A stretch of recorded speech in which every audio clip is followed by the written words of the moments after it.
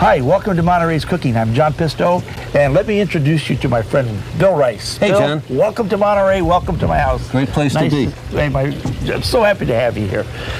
Bill, I'm really thrilled about this book. I mean, America, this is the book you've been waiting for. This is about steaks, folks. This is about steaks. It's about time somebody wrote one. Well, it's been 30 years or more since they've done a book just about steak, and I thought it would be great to try to capture the whole concept of the steak lifestyle. People are feeling good about themselves again. Turns out that red meat is good for you, wine's good for you, so we're in a feel-good mood. So right. It seemed as though a book for steak lovers made a lot of sense. Yes, and steak is back now. I mean, it's very popular. You know, the waiting station now, we're back as a steakhouse, and I tell you, people are ready. They're really ready. I think people want to get back into the old things, and you know, there's nothing like going to those old steakhouses and the meat and the quality. I mean, just the whole aura of going to some of those restaurants is just tremendous. But you know, John, man doesn't live by steak alone, and so part of what I tried to do in the book was capture the whole aspect of this. That when you go to a steakhouse, you want to have a lively appetizer. You want some other dishes there along with the steak and so on. You want a rich dessert. It's all in a package. And I was intrigued as I started researching this book. You're a restaurateur, so you know this. But I was really intrigued that these great side dishes you get in the steakhouses, they're there for a purpose. Because steak costs so much money to buy and prepare and serve that, believe it or not, for me, the steakhouse doesn't make a whole lot of money on its steak. But what it can make money on is that big baked potato or the cream spinach, the various dishes that are sold almost always as a la carte extras, not as part of the meal.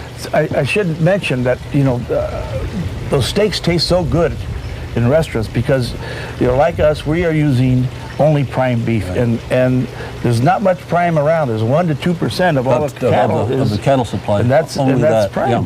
So you know, you don't get an opportunity to get that in stores. There's some good grocery stores will have prime, but most of it goes to restaurants, and a lot of it goes to Japan, I understand. Yes. So that's why it's hard to duplicate that steak at home sometimes, unless you have the good. I mean, you have to have all the right ingredients. Well, really at home, I mean, the two things that you want to do is get the best possible steak and cook it in the best possible way and match them up, and that's what we try to do in the book with the various cuts of steak. But the other thing that's important for the home cook to realize is you don't have to serve this single huge piece of meat that you get in the restaurant, that you can, by slicing, cutting, how you serve the steak, you can serve it with vegetables, you can serve it with a salad. It can work very well for a family meal. Good. Well, real interesting book, Bill. And you know what? We're going to go in the kitchen now and we're going to prepare some just for you.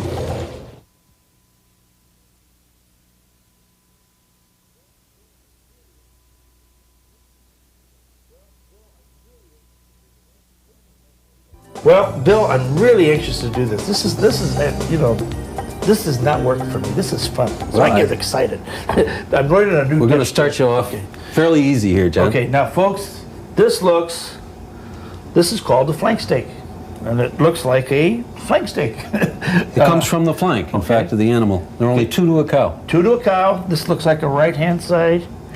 Is that, no, okay, I'm kidding. Okay, but if you get a close-up, you'll see why this is so tough. You see, it has the grain going this way. This is one of the great cuts because it's full of flavor, but as you say, John, what you've got to overcome is this grain which runs lengthwise, and you're going to overcome that often 2 ways. You can marinate it, and when the steak is cooked, which cooks very quickly, of course, you want to cut it across this grain in thin slices, and that'll break the fibers up, and the meat will chew beautifully. Okay, very, very, very important. Otherwise, you're going to be chewing on a wad, and it's going to take you a long time to eat this dinner. But again, you got to cut it across the grain. Exactly. Very important. All right, Bill, this is a real simple recipe. It is. And this is the one with shallots on page 156. We're going to put a little bit. This is nice, you know, you come home and starving evening, martini. This is 10 minute. Yeah.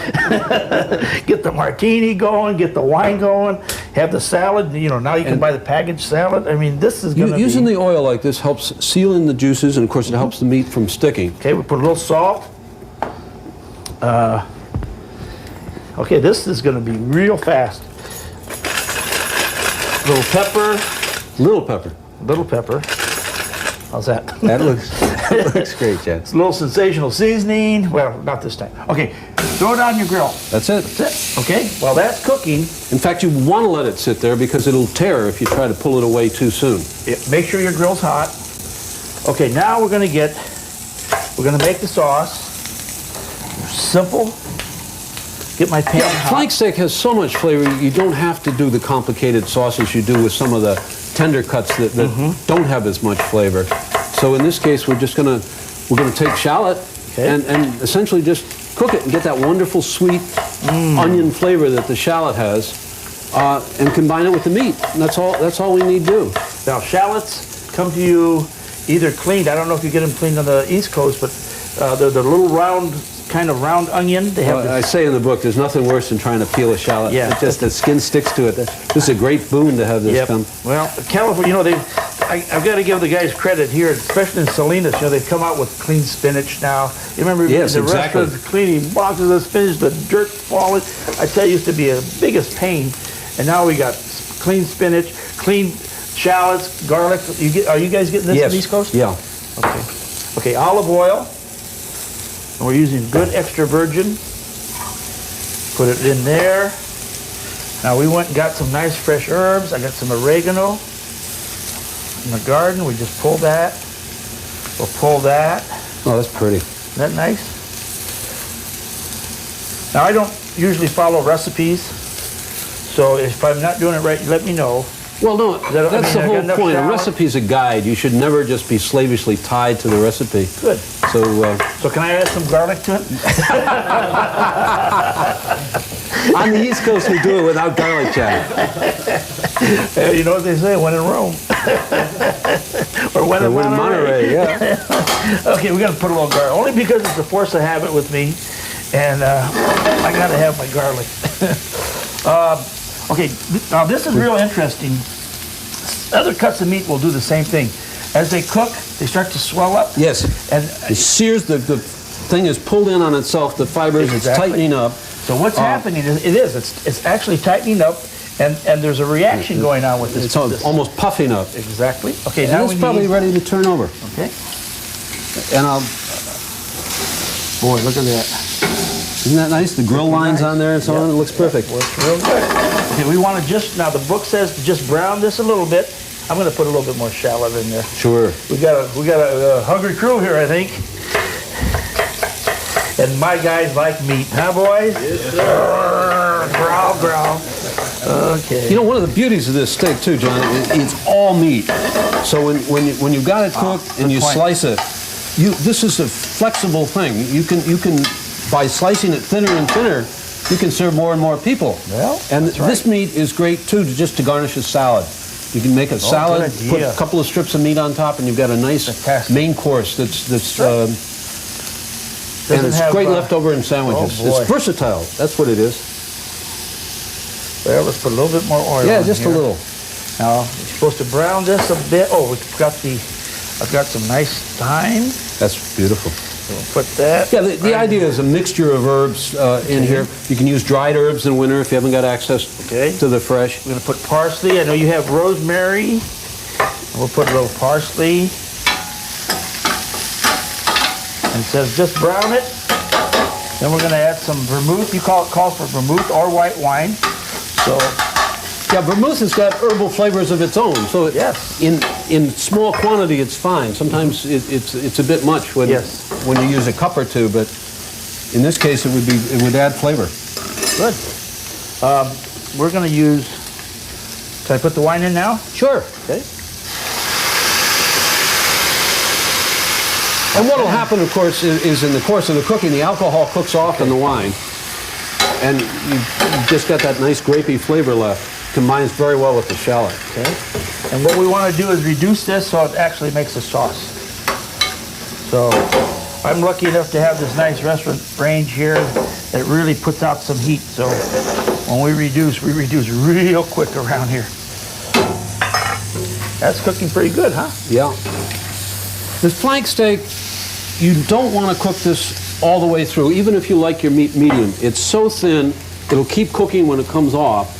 So you want to take it off medium rare at the most. Yes. Because, again, when a steak like this gets dry and cooked all the way through, it's lost its flavor, it's lost its fun. But it doesn't have to be bloody red. Yes, because it doesn't have that much fat in it. It's best to eat. I wouldn't take this beyond medium.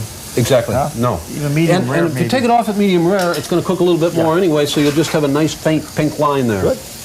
Okay. See, this is working beautifully, huh? See, I would put maybe a little touch of pepper in here. You know, I mean, Bill's right. You know, even with my recipes, you know, it inspires you. It's an idea, and you can take it beyond that. Maybe even, well, tomato would change it too much. Yeah. But that's another recipe. That's a whole nother ballgame. This is thickening up nice. Well, this smells very good. Of course, shallots I think is being used more and more now. Yeah, I know we used to get shallots when we started in the business from Europe. They weren't even growing shallots No, that's here. true. And now, you know. But there's a special texture to this shallot. It really is special. Shallot, once you get used Part of to the onion flavor, family, but the most elegant of the onion family. It has a real special, I don't know how to describe the flavor, but it's, I know we use a ton of it at the restaurant. And really adds a nice complexity to the dish. See how this is starting to shrink up? Yep. See how it's puffing? It's happening. See, nice little marks. And that's what happens when you've been a grill man. They're perfect. Yep. Look at that. So, and you know, when you're doing this, make sure you keep your windows open, turn your smoke alarm off. That's right. But it's okay if it smokes because it's supposed to, you know. And it shows that it's working. Now, it's cooking good. Go ahead. Okay. You want to show them? Great trick. You know, when you're cooking out of doors, there are too many variables. The recipe says 4 minutes this side, 4 minutes that side. You can never be sure. The wind's blowing, whatever's happening. Right. So there is a surefire way to tell how well the steak is cooking. And it involves your finger and your hand.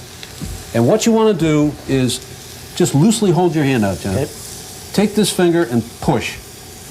Go ahead. Just push in. Yes. See how soft it is? Yes. So spongy? That's the way rare steak feels. Okay, that's now rare. If you stiffen the fingers, okay, push, finger goes in, but it bounces back. Yes. There's resilience. Yes. That's medium rare. Okay. Then make a fist, boom, doesn't go in at all. Wow. That's medium. So wow. All right. So we're still medium rare. We're medium rare. I think we're medium rare? Okay. I think so. All right. Which so this is ready? It's done. Look, our sauce is ready. It's done. Well, let's see what we got here. Pull this off. Hardly had time to pull a cork on a bottle of wine. I mean, are you really? I mean, are you ready to eat in minutes? Flank steak, very, very nice. Okay, we cut it at an angle. Yeah, across the grain, always. Because if you cut with the grain, the fibers stay and it's tough. Look how nice. But you see that beautiful slices you're getting out of that? Beautiful. Look at this, folks. And if someone extra shows up for dinner, you just slice it a little thinner. A little thinner, just but like it's all meat. Look at that. Now, that's very nice, Bill. Nice and rare. Perfect. Yep. And the next day, this flank steak makes a wonderful sandwich. Gee, look at this. This is terrific. Boy, that's how I like it too. Nice and rare. Let's see, can I get a dish? And we'll put this on a nice plate and we'll arrange it with the little sauce. One plate coming up. Good. Cute. So this, you know, really just a little effort, you got yourself a nice meal here. The other trick when you carve is why you should have one of those carving boards with a ridged edge on it is those juices can go right into the sauce. Exactly. On top? The meat juices, I mean. Yeah, on top, exactly. Perfect. Okay. Well, that's one. This is one for you, folks. I mean, that's easy. Easy. I mean, that's simple. Smells delicious. I'm sure it's going to taste real, real good. Okay. When we come back, we're going to do the next one.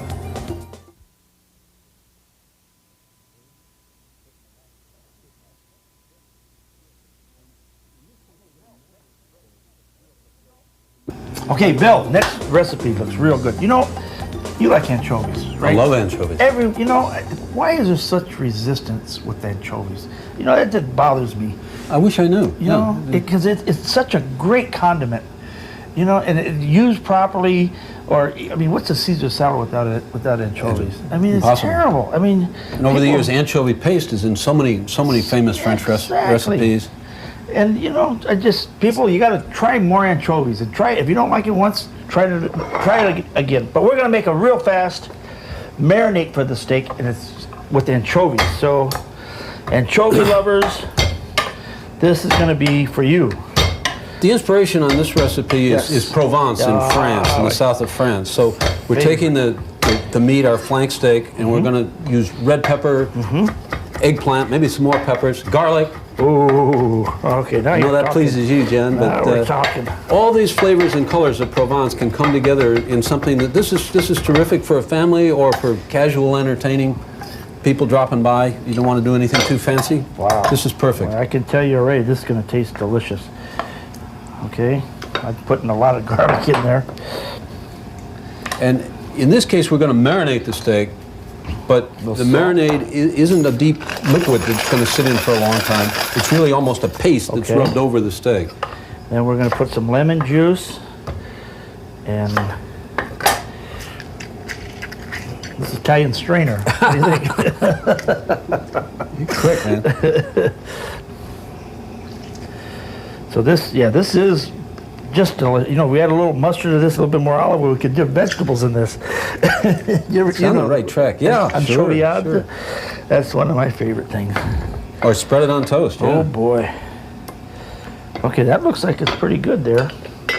Now this is in the recipe. And as you can see, all these ingredients are available in the south of France and in Italy. This is a natural. This is why people love Mediterranean cooking so much. And it's good for you. Okay, now we get the steak. Here's that flank steak. All meat. All meat, no fat. Oh, I forgot to score it. Okay, you got to score it. And don't have to, but it's helpful in letting the marinade penetrate. You're just cutting about 1/8 of an inch or so into the meat, and it just helps get the marinade inside the meat. In this case, we got so much flavor we want to do it, but if you don't do it, you'll be fine. Okay, now rub it in there. Put it inside there. Okay, this has to marinate for an hour and a half. Hour and a half. I say the longer the better, maybe, huh, Bill? Well, you got strong flavors there. It'll work that quickly, and it helps because then you don't have to wait so long to cook it. Good. All right. Now you're accompanying that with some bell peppers, and we got 3 kinds. And what we're going to do is grill these. Exactly. This is just a nice, straightforward grill thing. Wonderful in summer, but with the grill pan that you have, you can do it at home in the winter too. Yep. And feel nostalgic and. Oh boy. And we're just going to use some olive oil. Yeah, you paint it just a little bit with olive oil to help keep it from sticking. Okay. Tell you what, I'm going to let you grill the vegetables. Oh, there's the olive oil, but you can use this one. Okay. Well, you can go ahead and do the vegetables. Okay. When we come back, we're going to start cooking.